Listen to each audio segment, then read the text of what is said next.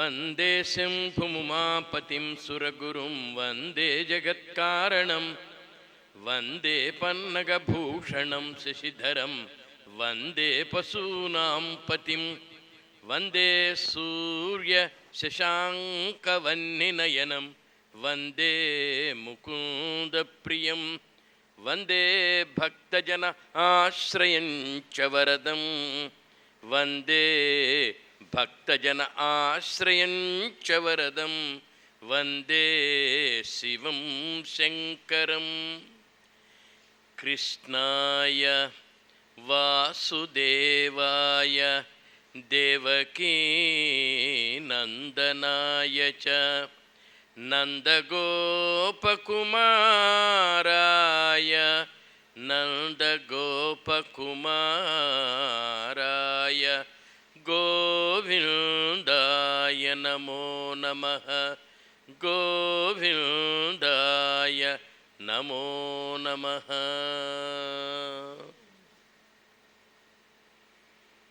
Friends, those were the days when King Yudhishthira was ruling the kingdom with all righteousness. It was a dharmic administration. People were very happy. There were rains.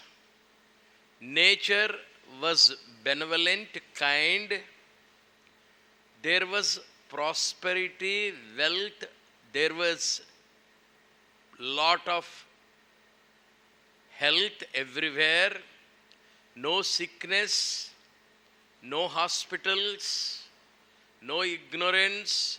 Everybody was very, very happy. One day, to the court of King Yudhishthira, a strange case came for dissolution. The case was like this. Two people came, A and B. A said, "My dear king, some time ago, I sold 5 acres of my land to my friend B. Today, he comes back and tells me that under the ground he found diamonds. He found gold. He wants me to take back those diamonds. He wants me to take back that gold. When I sold the land, everything beneath, everything above is sold to him. I have no right. But my friend B comes and tells me he bought only the land, not the diamonds below, not the gold below. Therefore, he says, I must take back that chest of gold. I must take back that chest of diamonds. It's several crores worth of money, gold. B says, sorry, I can't keep that money with me. I bought only the gold. Bought only the land, not the gold. He must take back. I don't want the gold, A says. I don't want the gold, B says. It's a strange case. In the Ramayana, Treta Yuga, Rama says, I don't want the crown. Bharata says, I don't want the crown. I don't want the kingdom, Rama says. I don't want the kingdom, Bharata says. So the fight is between one's renunciation and another's renunciation. I don't want, I don't want, I don't want. Rama and Bharata fought. Whereas in the Mahabharata period, you find I want, I want, I want. Culture goes down when you begin to own, when you begin to possess.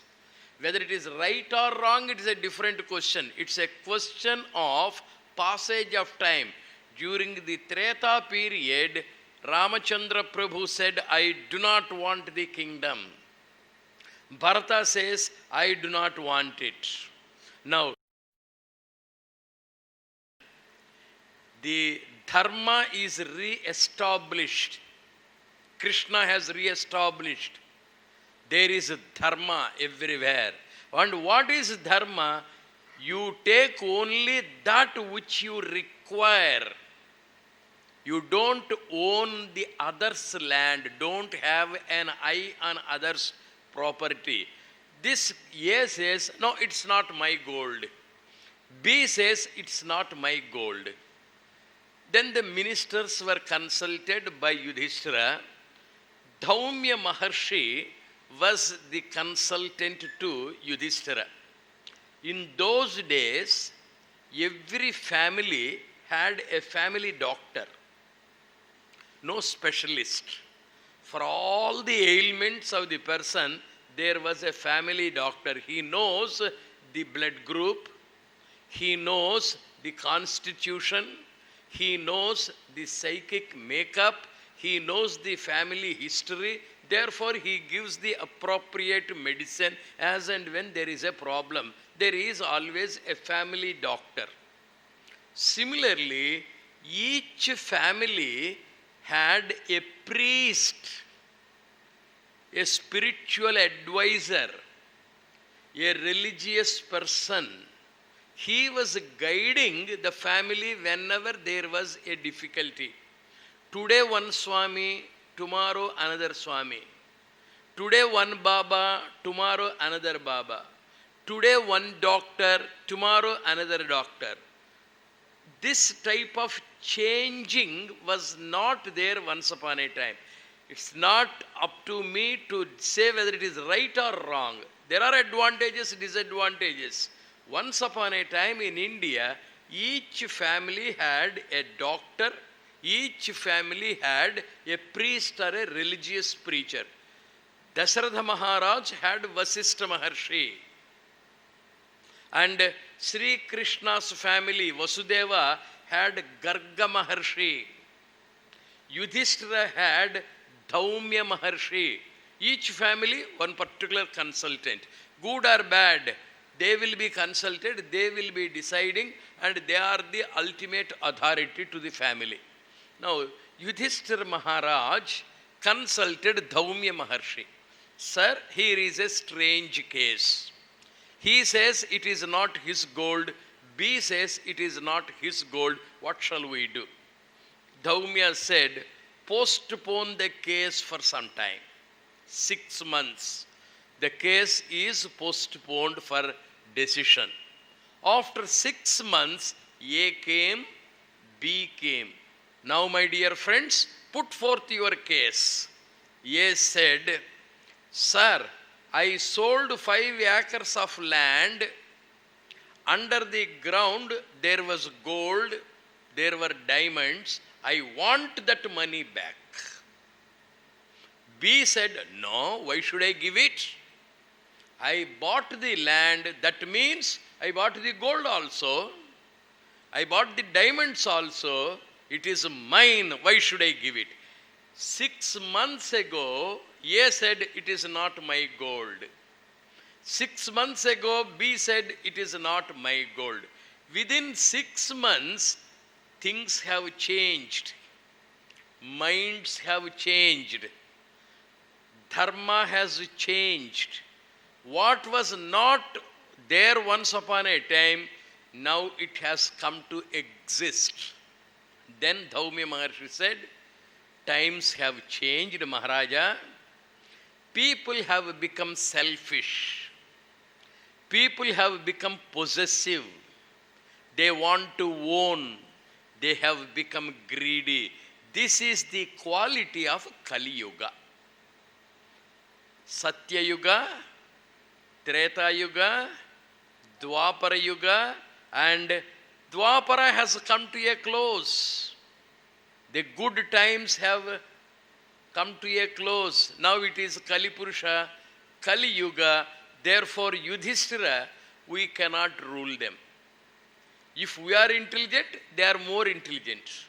If we are clever, they are more clever. If the police department is intelligent, the robbers, the thieves, the plunderers, they are more intelligent.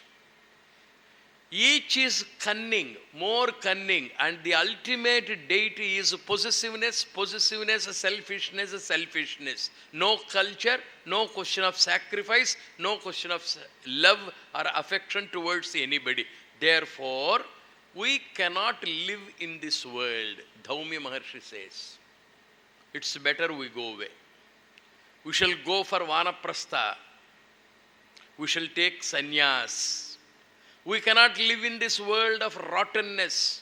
Good people cannot live in this world of a bad mind.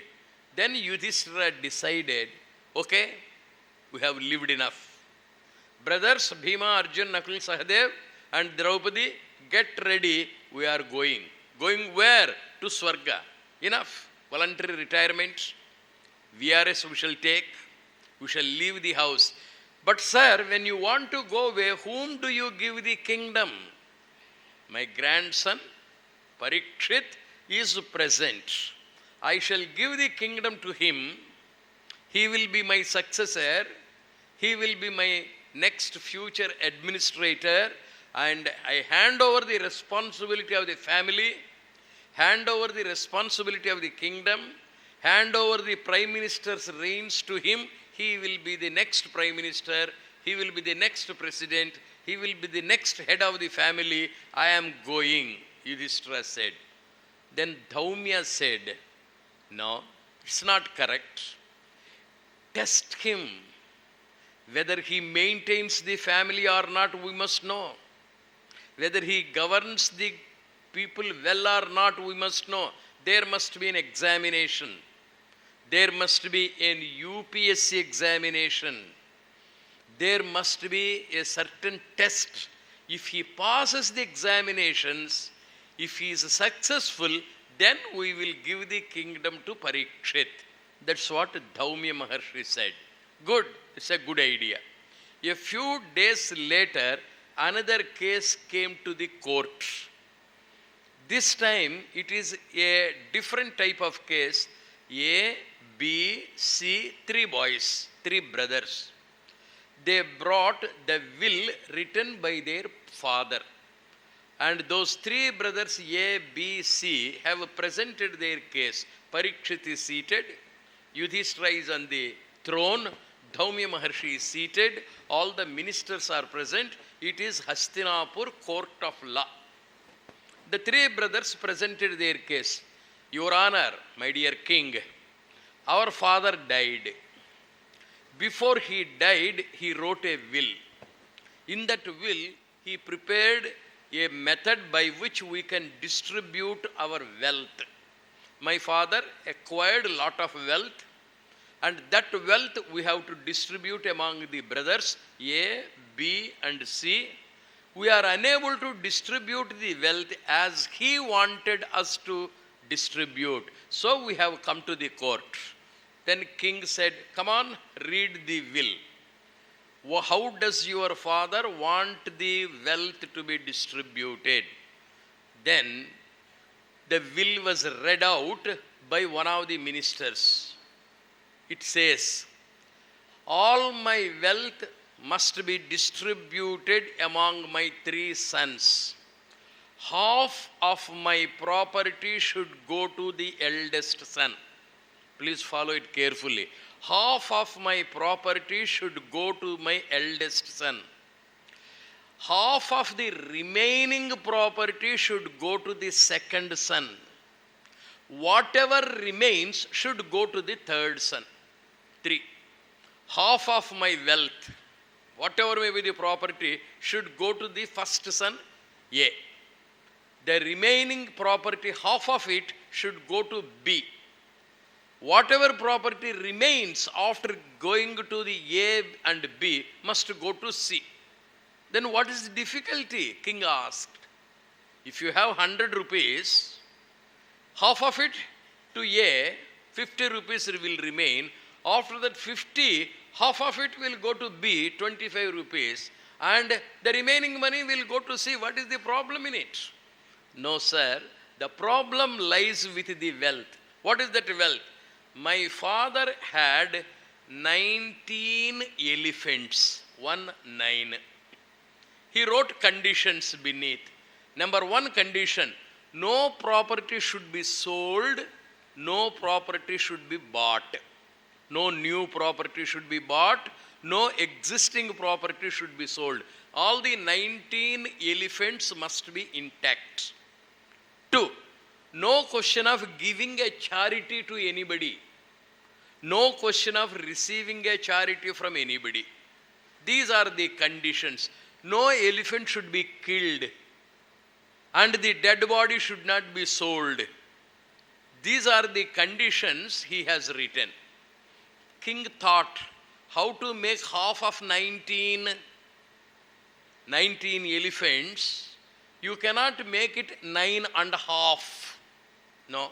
If it is 19 acres, you can make it 9.5 each. But 19 elephants, living beings, we cannot make half of it. And therefore, it was a riddle. It was a problem. It was a tricky situation. Yudhishthira was unable to solve the problem. Even if he could solve the problem, perhaps he did not want to solve the problem. Now Dhaumya Maharshi said, it is an excellent test, sir. We shall ask our young Parikshit to solve the problem. Parikshit, now here is a situation. This is an examination. You please solve this problem. Parikshit stood up. He went through the will very carefully. I see. The property is 19 elephants. Very good. Half of it should go to the eldest son. Good. The remaining property, half of it should go to second son. Very good. Whatever remains should go to third son. Elephant should not be killed. Elephant should not be bought. Elephant should not be sold. Elephant should not be taken as a charity. Elephant should not be given as a charity. I find a loophole in this. Liar. What is that loophole? Yudhishthira asked. That old man forgot you can borrow an elephant. You need not sell. You need not buy. You need not give a charity. You need not take a charity. You should not kill the elephant, but you can borrow the help. Yes. Then Parikshit borrowed king's elephant. King's elephant has been brought.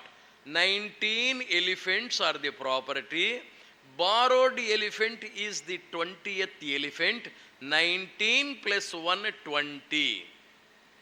Half of 20, 10 elephants are given to A.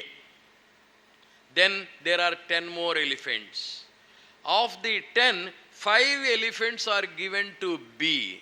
There are 5. And in this 5, one borrowed elephant is there. This elephant is returned to God, to the king. There are only 4. 10, 5, 4. 10 elephants to A, 5 elephants to B, 4 elephants to C. The borrowed elephant is returned to the king. This is the solution.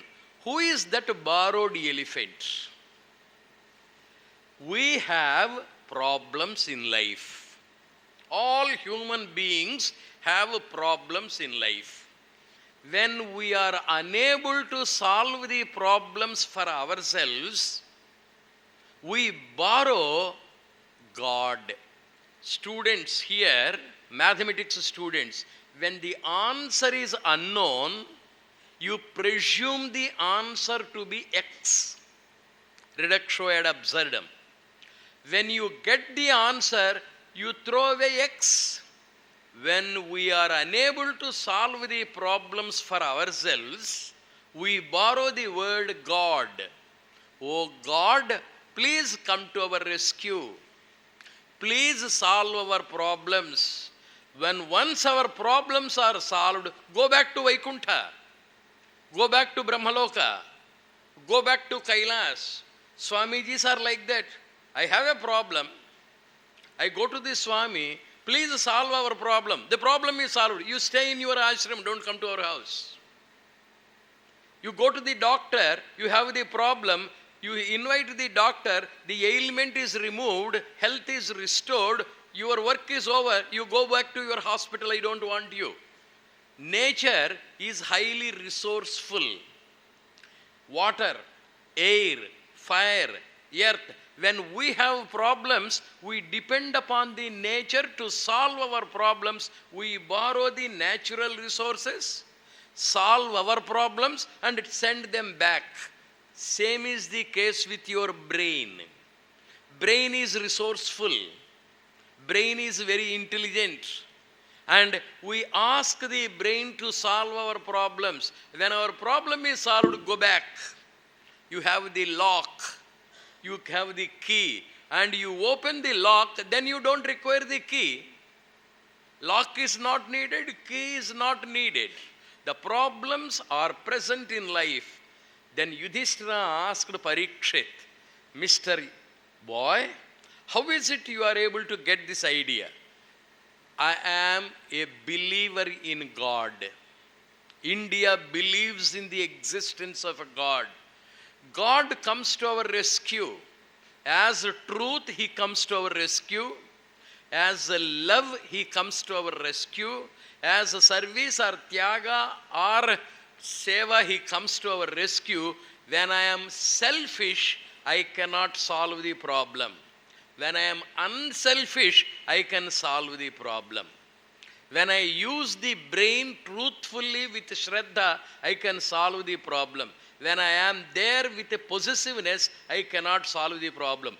Educational system should have three aspects. One, problem facing capacity. Two, problem solving capacity. Three, solve the problem for the benefit of humanity. These are the three components of educational system. Dhaumya Maharshi has taught me this. Whatever may be the problem, I should not lose the balance of my mind. If I get confused, I cannot solve the problem.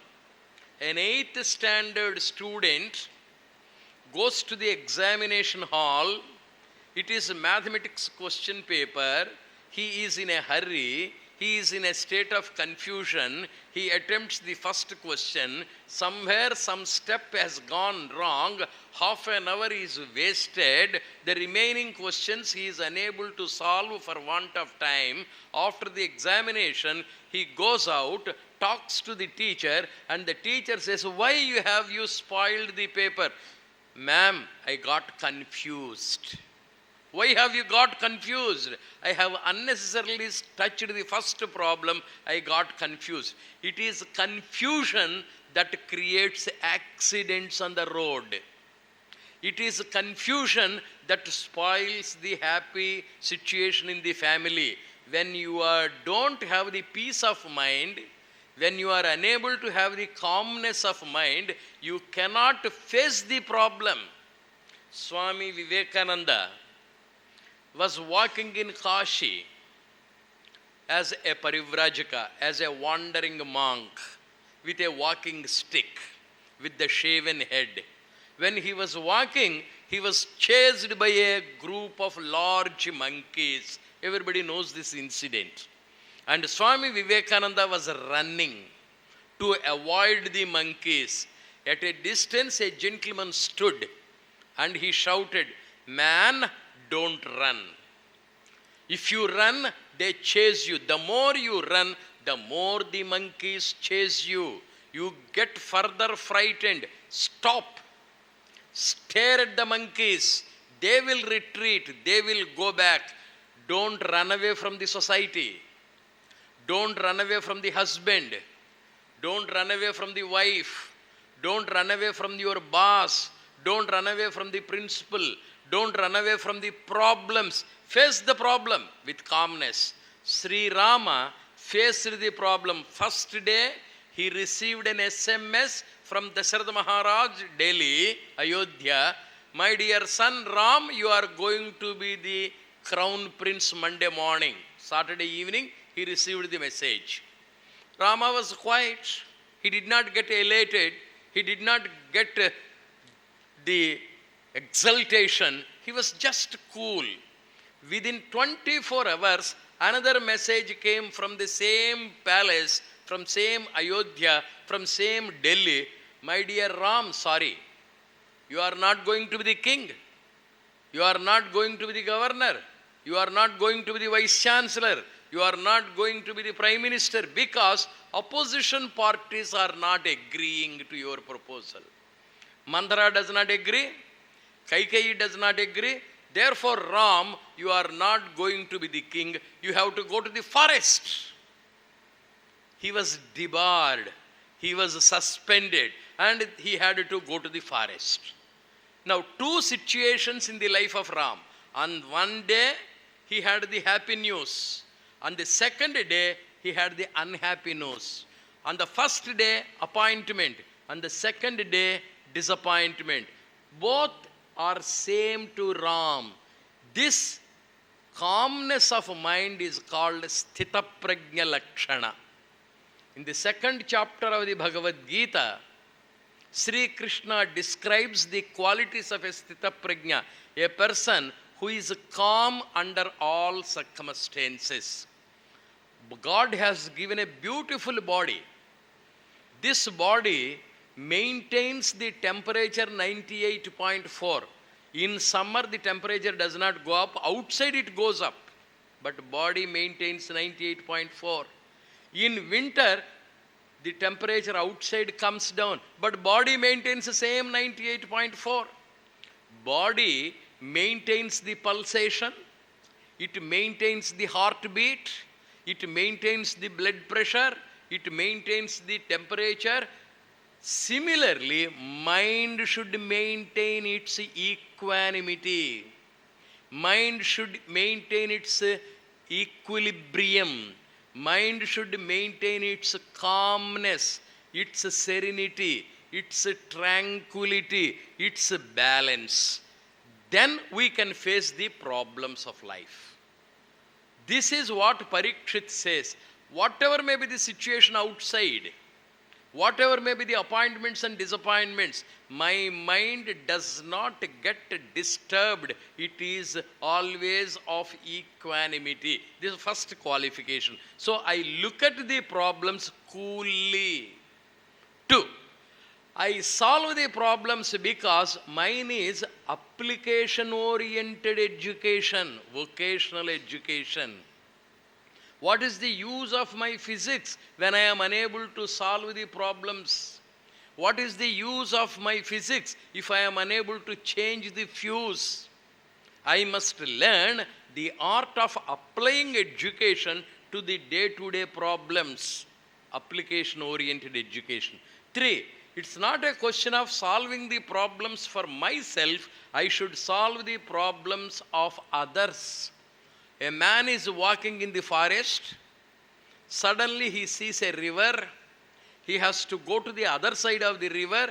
He can face the problem. He can solve the problem by swimming. But if I go to the other side swimming, how about my wife who does not know how to swim? How about my mother who is coming behind? She does not know how to swim. How about my children? How about my old people? They cannot swim. How can they solve? Though I can solve the problem for myself, I don't solve it. I search for a log of wood, bring it, throw it across. I walk and they also walk. So educational system has 3 components. 1, face the problem coolly. Under all circumstances, maintain that bent of mind, calmness of mind.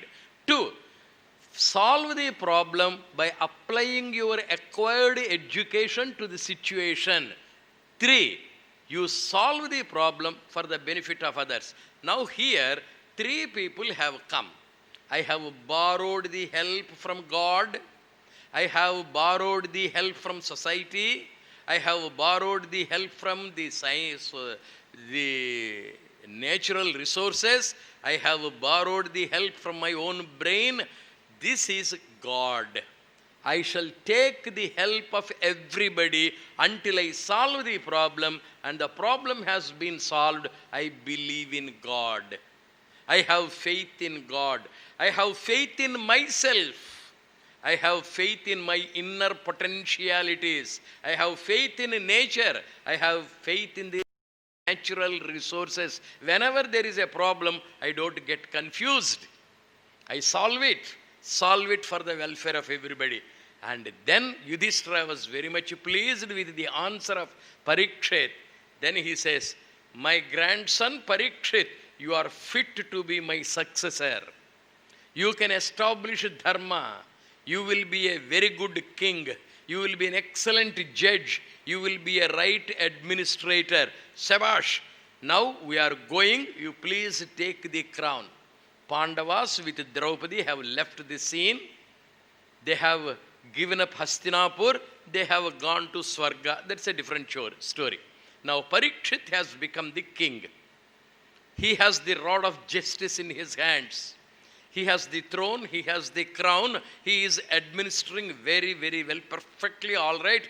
If the king is all right, people will be all right. Lord Shiva was such a noble soul, in his presence, the peacock does not prick the snake. The snake does not swallow the rat. The lioness or lion on which Durga is seated, that lion will not kill the bull of Shiva. People of antagonistic nature, people of enmity will live together when the head of the family is good, when the prime minister is good, when the president is good, when the principal is good, when the headmistress is good, when the headmaster is good. When they are noble, when they are cultured, people in the society live together with harmony. In this world, you have snakes, you have rats, and they are all living. This is how divine administration will take place. Parikshit is able to administer very, very well. As dharma is re-established because of a righteous king, dharmic king. Everything is going on very, very well. One day, Parikshit wanted to know how his people are. He did not believe the words of the spies. He wanted to witness himself. He wanted to go around the kingdom and study the situation himself. On a horse, in a disguise, like an ordinary man, he was going outside the kingdom, in the outskirts of the villages, he was wandering about. There was, at a small place, a hut, an ashram like place. To that ashram, one bhikshu was going. Bhikshu means a brahmachari or a sannyasi in yellow robes. Parikshit looked at him. Parikshit looked like an ordinary man. He climbed down his horse, went to that old man, not an old man, a middle-aged man, about 35-40 years, a middle-aged brahmachari, a middle-aged sannyasi with shaven head and yellow robes. Parikshit asked, my dear man, what is it you are carrying in your hand? That man said, sir, I am a sannyasi. I am a brahmachari, celibate. Society thinks that I am a good man. Society thinks I am a kind-hearted man.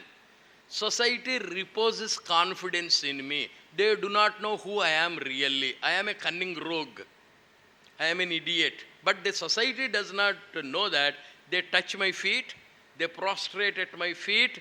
They worship me. I am now well off. I have enough flowers, I have enough fruit, I have enough milk. All that is different. What is it you are carrying in your hand? The sannyasi said, I am taking fish and flesh to my house for cooking. You say you are a sannyasi? How is it you are carrying fish? How is it you are carrying flesh? You eat mutton Are you a non-vegetarian? You say on one side you are a sannyasi. Yes, sir. What shall I do? I am tempted to eat a little flesh. I am tempted to take fish because just now I have drunk alcohol. I have taken a little whiskey. I took a little scotch. Having taken scotch or whiskey, I require some nutritious food, and therefore I have gone, bought this fish and flesh. I shall go home to my ashram, cook it and eat it. What a crime. You say you are a non-vegetarian? Okay. But you say you are an addict to drink? What can I do? A beautiful girl, a prostitute I visited. That girl offered me a little scotch. When she, with a smile, is offering that scotch, I could not say no. I drank. What a rogue you are. You are a non-vegetarian. You are an addict to drink. And you visit a prostitute. What shall I do, sir? I have money. What am I to do with that money? I have to spend it. Girls come when I have money. When I have money, I feel like going to girls. Therefore, I have gone. I have money. Where do you get the money from? Devotees give me. And then, if money is not sufficient, I play cards. I play this gambling. I get money. Why do you play gambling? Why do you play cards? What a silly question, sir. How to spend time? I am idle. So idleness is the cause for gambling. Gambling is the cause for speculation. Speculation is the cause for making money. Making money, having got money, you are tempted to have the women. And then the vice after vice after vice after vice. Society is ruined by only one factor, and that is idleness, idleness, idleness. Every person should work. Vasishtha Maharshi in the Ramayana tells Rama, after Ravana Samhara, Rama comes back to Ayodhya and he finds the treasury not very full. Vasishtha tells, my dear Ram, if you want your country to be prosperous, don't allow your people to sleep after 4 o'clock in the morning. Everybody should wake up. No question of anybody sleeping after 4 o'clock in the morning. 1.5 hours or 2 hours before sunrise, people should wake up. Don't allow anybody to sleep in the afternoon. These two things, idleness must be driven away. People must be made to put in hard work. They must work hard, and then the country will be prosperous. If people are there with laziness, with idleness, there will be shortcuts, there will be indiscipline, and there will be the poverty, there will be ignorance. Remove them. That's what Vasishtha tells Rama. Now Parikshit has found this person to be idle man's brain. If today country is not prosperous, 90% of the people are idle, lazy, begging because of laziness. You will find shortcuts. What is the remedy? Discipline, discipline, discipline. Parikshit finds discipline is the only method by which India will prosper.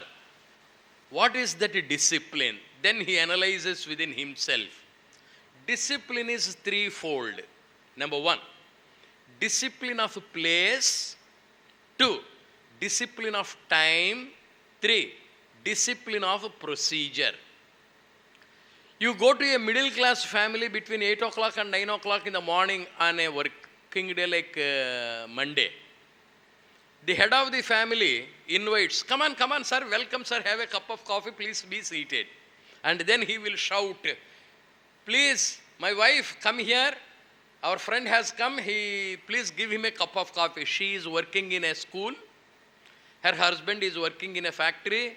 the two children are present, and this man is shouting for a cup of coffee. The guest has come.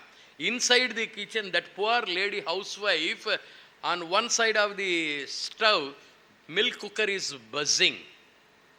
Pressure cooker is buzzing, whistling and buzzing. Sink, water tap is running. The servant maid is shouting. The child is weeping. Mummy, my uniform is not in condition. Another child is crying. Button is not there. Home notebook is not there. And amidst all these things, she must prepare the food, pack the food, give it to her husband, give it to the children. She should carry the food.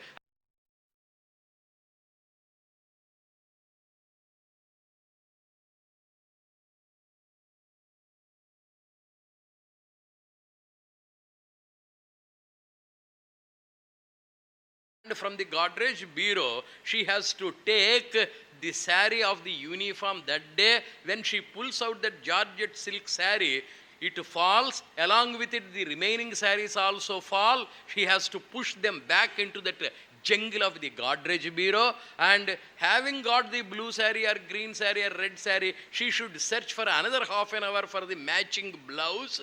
And the husband from the room is barking, "Where is coffee? Where is my mobile? Where is my pen?" She is shouting.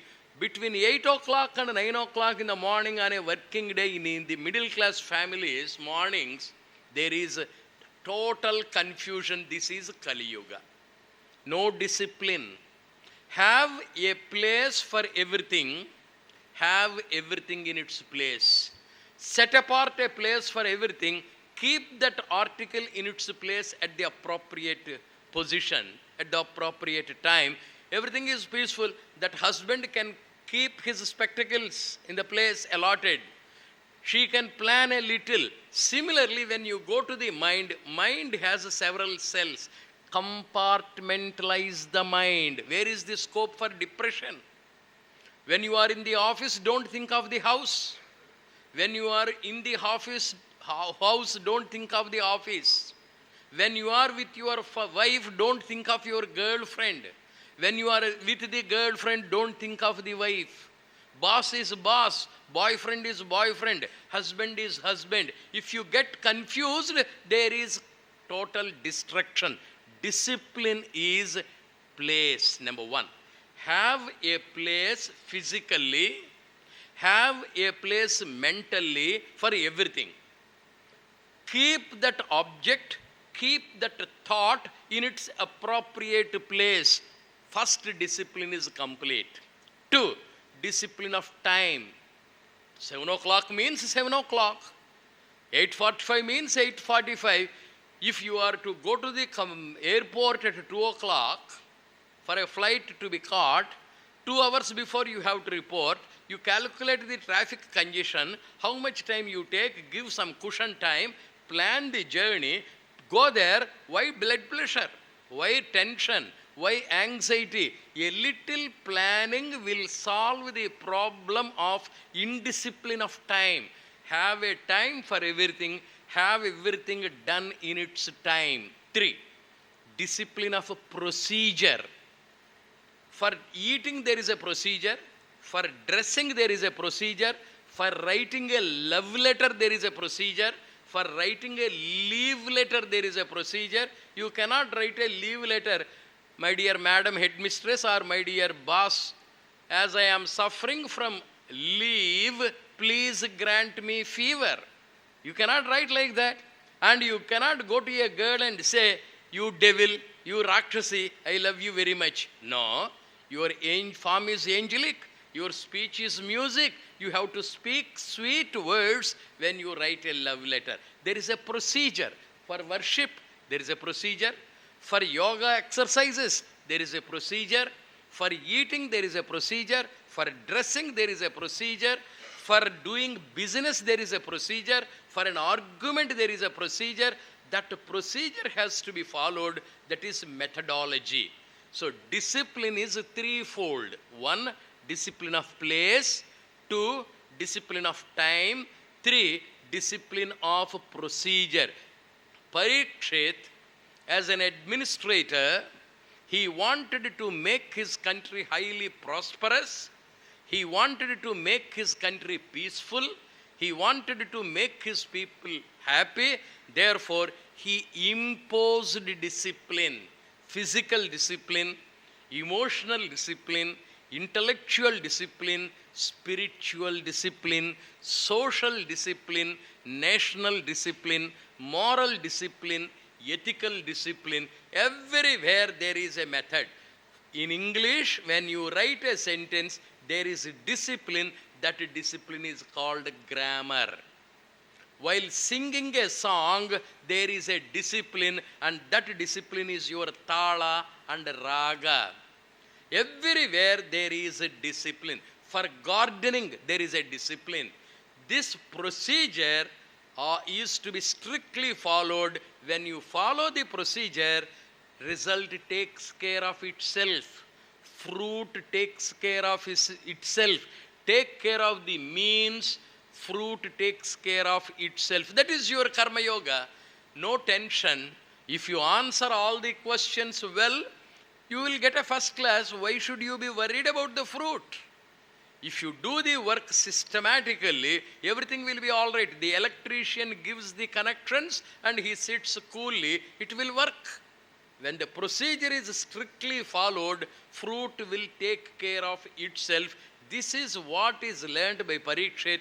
His kingdom is perfect. Nobody is idle. Everybody is hardworking. Everybody is methodical. Everybody is systematic.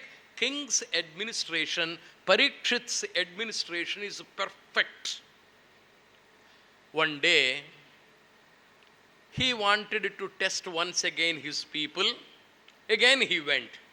Within a span, man has the art of ruining the nature, spoiling the nature. Everything is put to abuse. Man is a Satan within himself. There is God in us. There is a devil in us. There is a thief in us. There is a child in us. Every human being, according to the modern psychology, according to the modern researchers, every human being has 4 people inside. One is God. It works as conscience.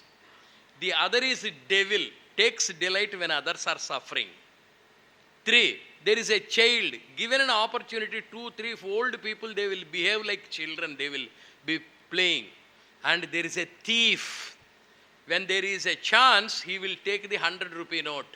If there is a chance on the road, he will collect. There is a thief in me, there is a child in me, there is a devil in me, there is a God in me.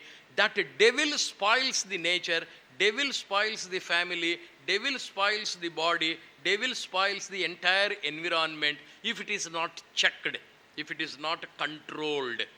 Now, Parikshit Maharaj is going round. He found a cow. A cow is going and it is weeping. It is followed by a bull. The son of that cow is the bull, and that bull has only 1 leg. 3 legs are cut off. Only on a single leg it is somehow struggling to walk. There was a black man, dark man with an iron crown. He was beating the cow. He was beating the bull. Parikshit was surprised. What a strange situation. The cow is weeping. It is weak. It is thin. And the bull has only 1 leg. What happened to the other 3 legs? The person behind is beating the bull, beating the cow. He took him to task. You fellow, what is it you are doing? Then the cow said, Parikshit Maharaja, I am the earth. I am the goddess earth. People are bad. They are beating me. They are digging into me. They are putting all sorts of fertilizers into me, chemical fertilizers. They are spoiling the beauty of the earth. They are interfering with the nature. They are disturbing me. They are beating me on my stomach again and again and again. They are building flat after flat, and nobody is caring about my health. Therefore, Mother Earth is weeping, weeping, weeping. And who is this bull? This is my son, Dharma Devata. This Dharma Devata has 4 legs, but 3 legs are chopped off. 1 leg is present, and that is truth, Satya. Satya is present still even today. That's why in Ulhasnagar, this number of people are coming. In Ulhasnagar, still there is a hall meant for Bhagavata Katha. Here there is still the picture of Swami Vivekananda. Here people like Rajendra are still conducting yogasanas.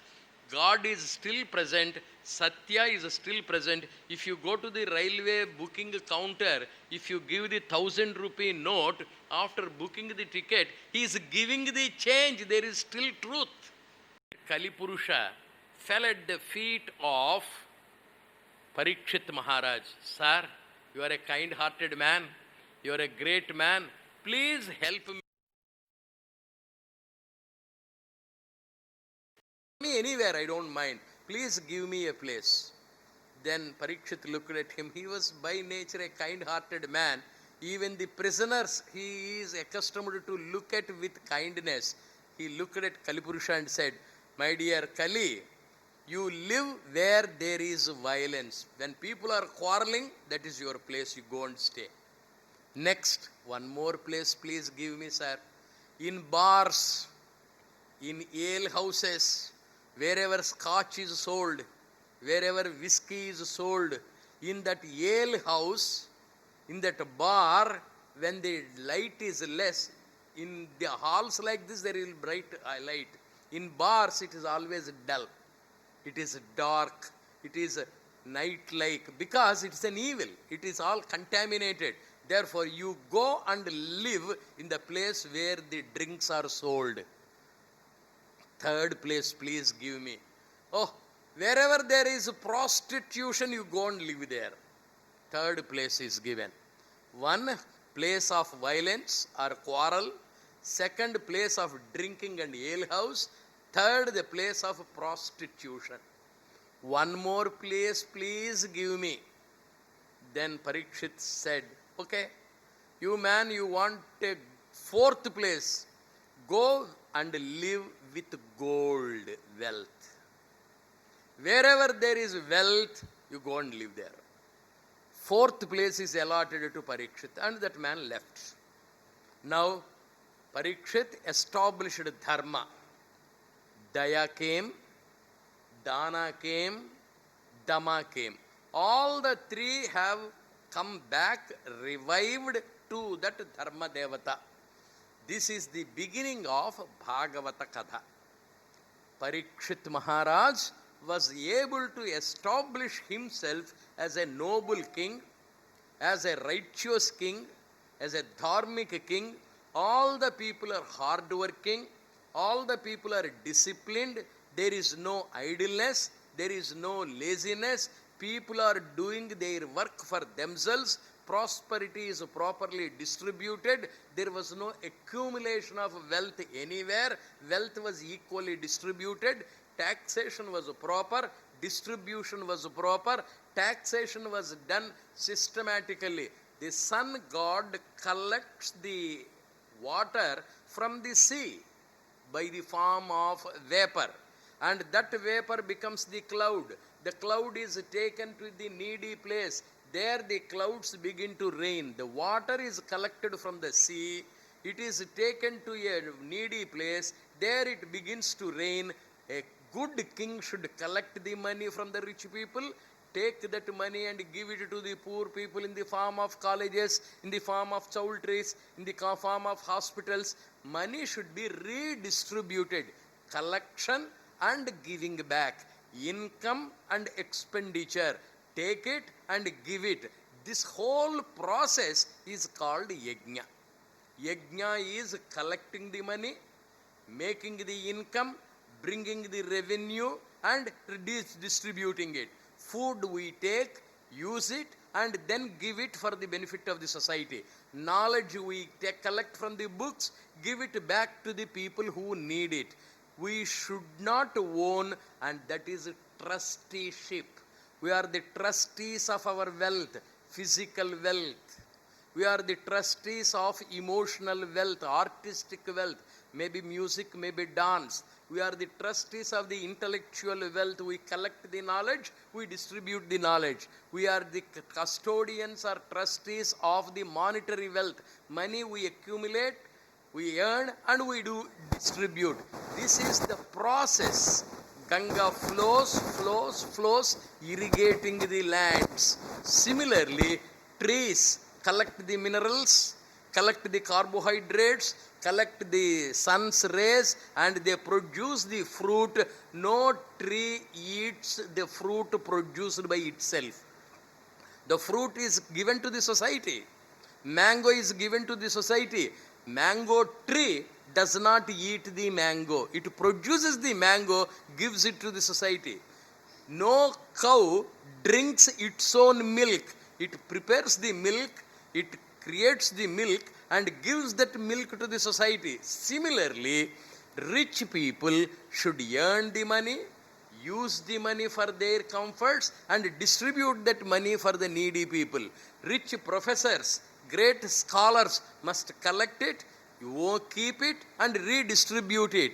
Yoga must be trained, perfected, and it should be given for the health of society. Everywhere we are the trustees, custodians, and that is propagated by the philosophy of Lord Krishna. That is Karma Yoga.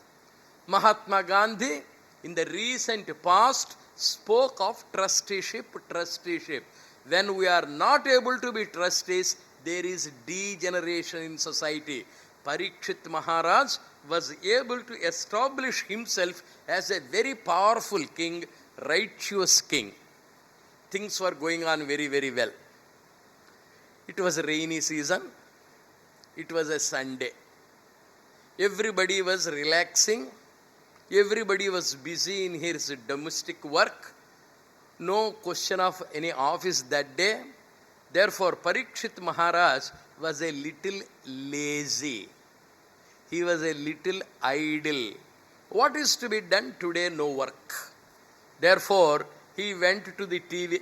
It's not very interesting program. He went to the repair shop. It is not very interesting. Therefore, he wanted to supervise all his rooms. In Rashtrapati Bhavan of Delhi, you will find plenty of rooms. I doubt whether our President of India has ever seen all the rooms in Rashtrapati Bhavan. Impossible, so many.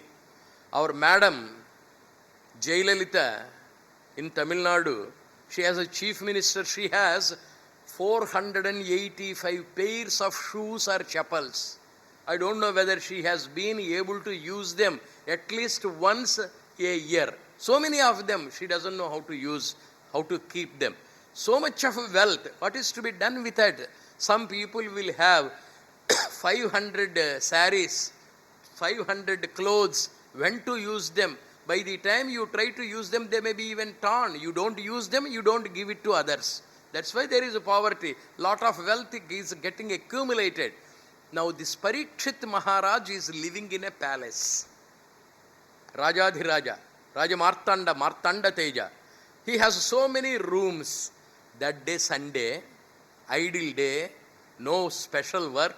He wanted to go round. He was going round one after the other. All the rooms supervising, whether they are well cleaned, whether there are spiders, everything. In one place, there was a room. And that room was locked. That room was sealed. Dhaumya Maharshi was there still. He invited Dhaumya. Maharshi ji, I have taken the reins of the kingdom some 5-6 years ago. I was unable to see all the rooms. Today I am trying to go around and inspect every room. This room is kept locked. Where is the key of this room? That Dhaumya Maharshi said, Raja, your grandfather Yudhishthira asked me never to open this room. Why? Is there wealth in it? Is there a devil in it? Is there a God in it? Why should I not know it? Curiosity. In Greek mythology, you have Pandora's box. And in Old Testament, you have the forbidden fruit. And in Bhagavat, you have the room which is kept locked. Parikshit asks, Dhaumya Maharshi, it is my order. Please open the door. Your father, grandfather, they asked me not to open. No, I tell you I am the king of kings here. According to my order, you should open the door. Dhaumya Maharshi did not say a word. Okay, I will obey your instructions. He collected the key. He got the room opened. The doors were open. Inside there was a table. On the table there was a box. That box was locked. Parikshit said, please open that lock also. Opened. Inside there is another box. Open that, open that, open that. Box within the box, box within the box, box within the box. Ulterior last there was a small box in which there was a crown. A diamond studded crown, gold crown, beautiful crown, kirita, makuta. He took it. Wonderful. Very wonderful, very beautiful, very exciting, very irresistible. There was a looking glass. Immediately he took that gold studded with diamonds, that crown, he put it on his head, Parikshit. Looked at himself in that looking glass. Wonderful. How handsome I am, how strong I am, how rich I am, how attractive I am. Dhaumya Maharshi, yes sir. Ministers, yes sir. Arrange for my hunting expedition. All people should look at my beauty. All people should look at my royal caliber. Everybody should look at it. It is not enough if you are rich. You want to be known to be rich. That is the psychology. It's not enough if I have a car. My car must be seen by everybody. It is not enough if I have the beautiful building. The greatness of the building must be known to everybody. It is not enough if I have the power. My power must be seen by everybody. When I travel, 100 by ambassador cars before, 100 ambassador cars before, behind, so much of diesel, people must be seeing me when I am going by the highway to Bombay. Then people will praise me. Pomp of power, all that beauty and wealth ever gave awaits alike the inevitable hour. The boast of heraldry, the pomp of power, and all that beauty and wealth awaits alike the inevitable hour. Gray writes, beauty is worse than wine. I am using the sentence, beauty is worse than wine, because wine intoxicates only the person who drinks. Beauty intoxicates both the holder and the beholder. A beautiful girl with high-heeled shoes, with a pigtail, with lipstick. You can imagine the modern beautiful girl. And she walks in Ullasnagar main street. And a young boy looks at her. Her eyes are up, intoxicated with beauty, reeling with beauty. And then she is overflowing with beauty. She walks. Looking at her, another man is going by the two-wheeler. He looks at her. This man gets the kick. He gets the intoxicated feeling. And there is a manhole on the middle of the road. That fellow falls. She also falls. They fall in the cesspool of love. A young man married is a young man ruined, destroyed. This beauty, this wealth ruins everybody. Now, this Parikshit Maharaj has that crown. You can imagine a rich person. You can imagine a scholar. Everywhere you find this possessiveness. You find this wealth. You find this conceit. You find this pride. You find this haughtiness. You find this garva. Parikshit demanded, let everybody look at me. Chariot is ready. He took the reins and he was going. Here is fate. He gave a boon to Kalipurusha. Where there is gold, there you live. Now gold crown he has put on his head. Kalipurusha was there and he entered into his mind. He intoxicated his mind. He was haughty. There was violence, hunting, corruption. Every evil comes because of your idleness. He was that day idle. And idleness caused the conceit. Idleness caused the haughtiness. and everything one after the other, all the evils, he went on an expedition. Pandora's box. Don't open it. Don't overstep. Be well within your limits. If you do it, you are sure to be destroyed. Destiny is powerful. Here, Kalipurusha has entered. When I use the word destiny, many people feel it is our ill luck. No. Young boys and girls must be very strong. They can overcome fate. They can overcome destiny. It is determination. Our scriptures, our Puranas, our rishis don't want us to be the slaves of fate. How? I will tell you. Markandeya Maharshi was destined to die at the age of 16. Markandeya Maharshi had the father Mrikand Maharshi. Mrikand Maharshi and his wife did tapasya. Lord Shiva appeared. He gave the option, my dear Rishi, I will give you a son, he will live for 100 years, but he is a loafer, he is a rowdy, he is useless. Do you want such son, or I will give you another boy, 16 years only he will live, but he is very intelligent, very determined, he is capable of doing and undoing. Such son, whom do you want? The father said, I don't want a useless son. I don't want a rowdy son. I don't want a bad son. I want a good boy. Please grant me one good son. Shiva said, yes. But remember, father, he will die at the age of 16. Doesn't matter. Markandeya was born. 16 years he lived. 16th year was fast approaching. Just then, the mother was gloomy. Father was sorrowful. And the son asked, Mummy, why are you sorrowful? Daddy, why are you sorrowful? My son, you are going to die. When? When you complete your 16th year, you will die. That is your destiny. That is your fate. I see. Who says? Shiva says. No, I will not die. You can take it from me. When Shiva is in me, what can Yama do to me? When I have confidence in me, when I have faith in me, when I have determination in me, when I am established in myself, when I am strong of willpower, nothing can shake me. I will not die. This is the strength of our scriptures.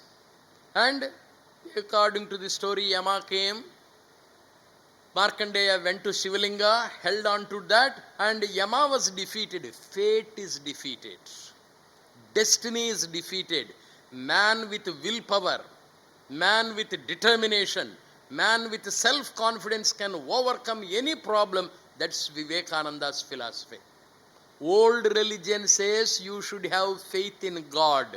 Modern religion says you should have faith in yourself. Nobody can shake me. If I am determined, I am decided, man may be destroyed but never defeated. That is confidence. Swami Vivekananda went round the world twice like a prince. And when he returned to India, his disciples, his friends asked, what do you think of yourself? Swami Vivekananda gave the reply, I think I am a daredevil of self-confidence. Without a pie in my pocket, I was able to go around the world twice like a prince. All this is because of my confidence. Atma Vishwasa, self-confidence, self-confidence. Markandeya is a man who was able to conquer fate. Young boys and girls must take Markandeya as a model, Swami Vivekananda as a model. We can do things, we can achieve things, we can have great rise. Depression does not come to a person of determination. Only a weak mind gives himself or herself to depression. It is weakness, psychic weakness. Why should I be depressed? Why should there be gloominess? I am determined to be strong. That is the psychology of Markandeya. Young girl, Savitri, 16 years in mythology. She fell in love with Satyavan. She wanted to marry him.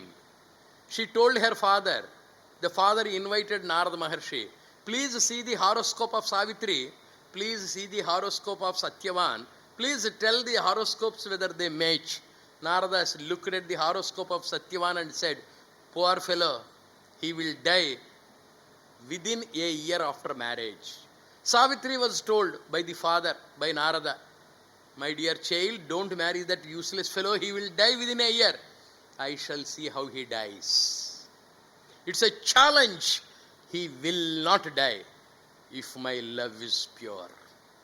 Shraddhavan labhate dhairyam, Shraddhavan labhate jnanam, Shraddhavan labhate jayam, Shraddhavan labhate shriyam, Shraddhavan labhate sarvam. If you have that determination, you can achieve everything in this society. By her pure love, according to the story, she was able to conquer Yama. Satyavan was immortal. Markandeya did not die, he became a Chiranjeevi. With faith, you can conquer fate. With love, you can conquer fate. And Nachiketa, another young boy, father asked him to go to Yama, go and die, idiot. He went, talked to Yama, had a conversation with Yama, and the discussion was there. That result today is Kathopanishad.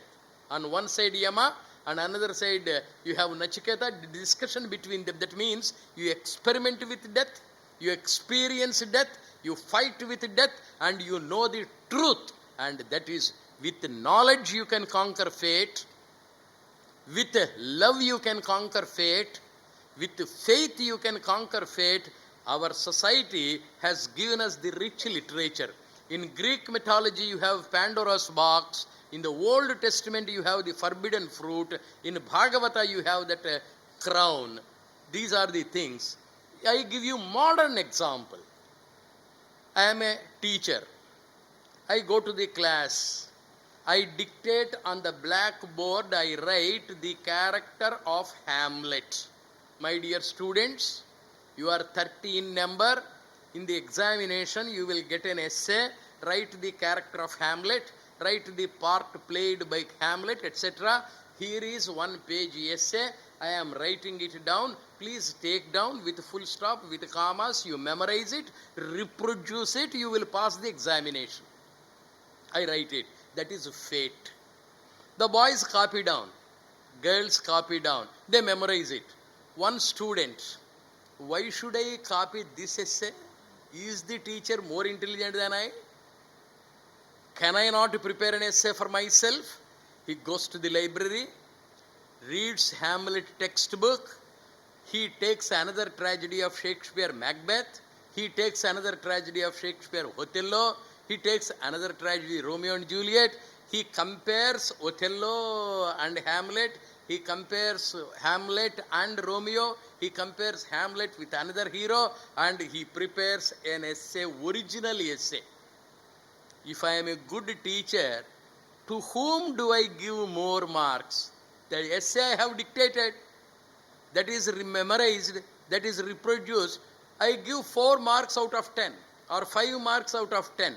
But that original essay, correctly he has written, I appreciate that boy, sabash my boy, I will give you 6 out of 10, 7 out of 10. God wants his devotees to be determined.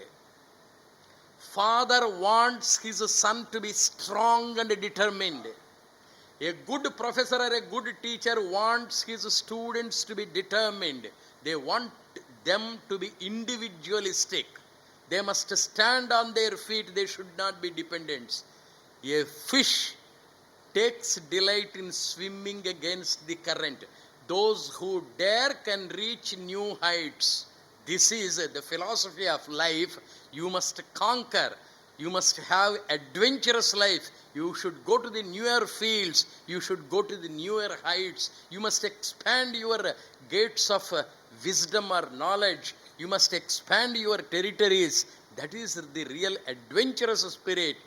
This is determination. Fate is for a weakling. Depression is something, a dirty word. Why should I be depressed? Why should I lose my balance? Is it because of inferiority complex? Is it because of fear? Is it because of idleness? What is the reason? Let me analyze. God has given me the brain. Life is to be enjoyed. Life is to be kept very rich. Life is not to be misused. Life is not to be idled away. Let me live strong. That must be the spirit. Now, this Parikshit has got intoxicated because of the Kalipurusha. He has gone. He has taken the chariot for a ride and he went on a hunting expedition. He was going into the forest. Interior. He killed the lions, he killed the tigers, he killed the elephants. He got tired. All his soldiers have stayed back. Finally, he was so thirsty. He was so hungry. He was so tired. He wanted rest. He wanted food. He wanted water. There was no water nearby. There was no resting place nearby. At a distance, under the greenwood tree, there was a man seated, absorbed in meditation, absorbed in silence. Near that place, there was a small ashram, a hut, a small hamlet. And this Parikshit went there. Hey man, he shouted. He's a sannyasi. He's a good sannyasi. He was seated. I am thirsty, give me a little water, he shouted. That man did not respond. He shouted for the second time. That man did not respond. Parikshit got angry. A hungry man is an angry man. And this man became very angry, egoistic, intoxicated. There is Kali. He lost all balance of mind. He is quarrelsome. He is confused, he is corrupt, he is contaminated. Such the rottenness has crept into his mind. There was a dead snake nearby. He took it and he placed it round the neck of that sannyasi. He did not bother. He was sitting very coolly and Parikshit returned. What is that crown? That crown, there is a small story behind it. What is that story? Once upon a time, Sri Krishna and Arjuna wanted Rajasuyaga to be performed by Dharmaraja. Narada Maharshi came and advised. And they sat and discussed. If Rajasuyaga is to be performed, there should not be an opponent, there should not be an enemy, there should not be a more powerful king to obstruct. Who is that most powerful king? Jarasandha. Jarasandha must be killed. Otherwise, he will not allow the yajna to take place. He will not allow the function to take place. That fellow should be killed. Who is capable of killing? Only Bhima. Krishna, Arjuna and Bhima went to Magadha Desha. Magadha Deshadhipati is Jarasandha. They challenged him. Jarasandha came. Between Jarasandha and Bhima, there was a fight. In that fight, Jarasandha was defeated. You know this story. Jarasandha's crown fell on the floor. Bhima said, I will take that crown. Don't touch it. It is bad. Why? All the evils performed by that man are present in that crown. It is associated with the fellow. If you take that crown, that evil thought will come to you. Don't wear the clothes of a bad man, it smells foul. Don't live in the house of a drunkard, you will be tempted to drink. Don't sit by the side of a smoker, you will have the infection. Everywhere there is contamination, there is infection. Therefore, Jarasandha's crown is not a good crown. That kirita is not good. Please don't take it, Krishna said. Arjuna said.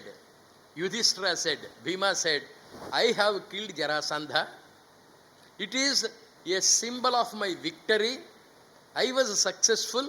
I was able to defeat him. Why can't I use it? Then Yudhishthira said, all right, keep it as a memento, but don't put it on your head. It's dangerous. Even the very presence is dangerous. Please don't bring it.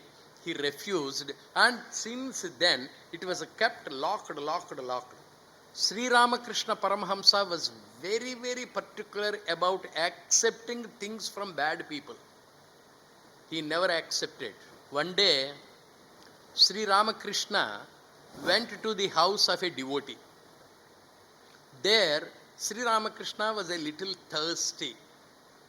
He asked that devotee, please get me a little water. That devotee had a brother. That brother was a loafer. He was a rowdy. He did not have character. That devotee said, please bring a little water to Sri Ramakrishna. That fellow went inside the house, brought a glass of water, put it there. Sri Ramakrishna looked at it. I don't touch that water. Why? That fellow is a sinful fellow. He has many bad sins with him. When he touched that water, his sins have entered. Germs cannot be seen, only through a microscope you can see the germs. Similarly, sins cannot be seen by us, only a right man, good man, noble man, divine man can see the sins. Sri Ramakrishna saw that. I don't want to touch that water. Please keep it. He did not accept. Sri Ramakrishna was very careful. One sannyasi was a guest in the house of a rich man, a very rich man. And that rich man took care of this sannyasi. 7 days he was performing puja. Every day he was being given good food, good chocolates, good everything. After the 7th day, when the sannyasi was going, in that idol, round the neck of the idol, there was a gold chain, diamond chain. The sannyasi had a temptation. Why can't I take it away? Nobody is there. He went close, collected the diamond necklace from Rama's face. He took it home. King came, or the rich man came. In the puja room, that diamond necklace is absent. What happened? Only sannyasi must have taken. He went back to his ashrama. The Raja went, Swamiji, yes, I have one diamond necklace in my puja room. By mistake, yes, I know what you are trying to say. I was in your house for 7 days. I was doing puja. I was eating in your house. I looked at the diamond necklace. I brought it. Why did you bring it? That's what I am unable to know. I want to know the reason for my dirty idea. Here is a question. Where did you get that rice from? The food I gave, food I ate, chapatis, that wheat, that chocolate. I want to investigate. Then the rich man's income was investigated. It was all bought by bribery. It was through corruption. The man became very rich. And it was stolen property. It was stolen gold. It was stolen money. I ate your dirty food, and so I developed dirty thoughts. The food determines your thinking. Sattvic food, Rajasic food, Tamasic food. If you take Tamasic food, you are induced to sleep. If you take Rajasic food, you become more and more violent, dynamic, disturbing others. If you take Sattvic food, your mind will be calm. Food is very important for those people who practice yoga. It is like riding the car. With one leg you are raising the accelerator, with one leg you are applying the brakes. Vehicle gets spoiled. Why do you raise the accelerator? Why do you take dirty food? And why do you apply the brakes? The vehicle gets spoiled, body gets spoiled, mind gets spoiled. Modern man is doing all yogasanas without control over food. He is doing all medical aids without control over his life. Jivana vidhana has to be changed. The lifestyle has to be changed for a peaceful coexistence. On one side we are corrupt, on one side we are competitive, on one side we are selfish, and on one side we want a peace of mind. All the contributing factors are dirty. This Swami says. Swami Vivekananda is also very particular. Only those people who are very powerful in consuming the sins can eat wherever they can. Sri Ramakrishna Paramahamsa, I just go to a little example and then proceed.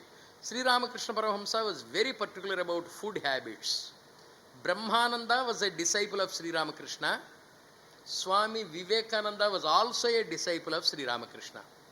Brahmananda's earlier name was Rakhal. Swami Vivekananda's earlier name was Naren. Sri Ramakrishna Paramahamsa asked the Shishyas, whenever anybody gives you jilebi or rasagulla or any such thing, don't eat. Yes, sir. Vivekananda never cared for Ramakrishna. Whoever brought anything, he went on eating. One day, Swami Brahmananda Rakhal, he ate jilebi brought by a devotee. Sri Ramakrishna came a little later. Rakhal, yes sir, I find a dark shade in your face. Did you eat the jilebi brought by that rogue devotee? Yes sir. I asked you not to eat. Why did you eat? But Vivekananda is eating every day. Then Ramakrishna says, Vivekananda is like a forest fire. Even the ordinary wet clothes can be burnt in it. A banana tree also can be burnt by his tapasya. You are like a small lamp. Even a small insect can disturb, can extinguish the lamp. You are in the beginning of tapasya. He is in the completion of tapasya. When you are a powerful sannyasi capable of burning, when your digestive system is powerful, you can eat anything. When your digestive system is very weak, you must be very careful. In the beginning of tapasya, your digestive system is weak. Therefore, you must be very careful. You have performed all your yogasanas, you have perfected your body. Bhima can eat anything. Vivekananda can eat anything. You are in the beginning, don't eat. So we ordinary human beings, we must be careful in our day-to-day life.